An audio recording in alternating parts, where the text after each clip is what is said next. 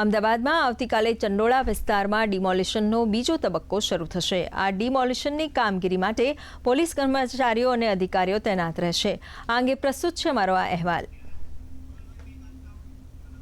અમદાવાદના ચંડોળા તળાવની આજુબાજુ ડિમોલેશનના બીજા તબક્કામાં ગેરકાયદે બાંધકામ તોડી પાડવાનું આયોજન છે, જેમાં અંદાજે 2.5 લાખ ચોરસ મીટરથી વધુની જગ્યા પરના ગેરકાયદેસર દબાણો દૂર કરવામાં આવશે, જેને અંગે શહેર પોલીસ કમિશનરની અધ્યક્ષતામાં બેઠક મળી હતી, જેમાં મહાનગરપાલિકા અને પોલીસના ઉચ્ચ અધિકારીઓ હાજર રહ્યા હતા। હું જણાવવા માંગુ છું કે જે સુપ્રીમ કોર્ટના જે રૂલિંગ છે, જે ઓર્ડર છે કે જે તલાવ એરિયા છે એને તો કોઈ પણ સંજોગોમાં એન્ક્રોચ કરી શકાય નહીં।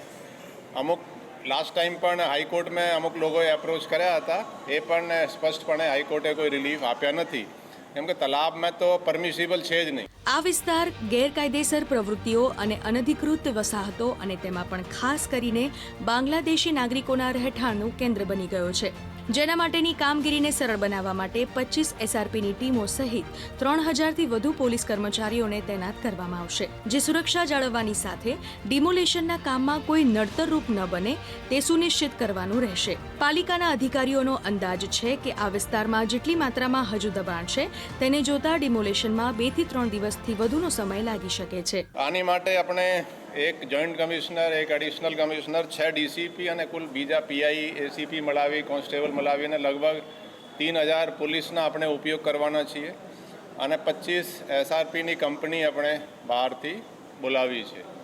આના માટે 2 શિફ્ટમાં આપણે સળંગ ત્યાં બંદોબસ્ત રાખવાના છે। પોલીસ આના માટે તમામ તૈયારીઓ કરી લીધી છે, ડ્રોનનો પણ ઉપયોગ કરવાના છે અને અમે અપેક્ષા છે કે બહુ શાંતિથી આ બધા ચંડોળા તલાવના જે એરિયા છે, જે એન્ક્રોચ કરેલા છે, એ ક્લિયર થઈ જશે।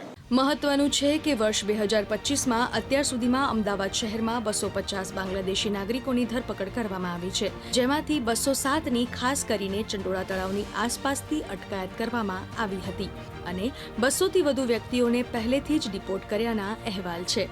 બ્યુરો રિપોર્ટ, દૂરદર્શન સમાચાર, અમદાવાદ।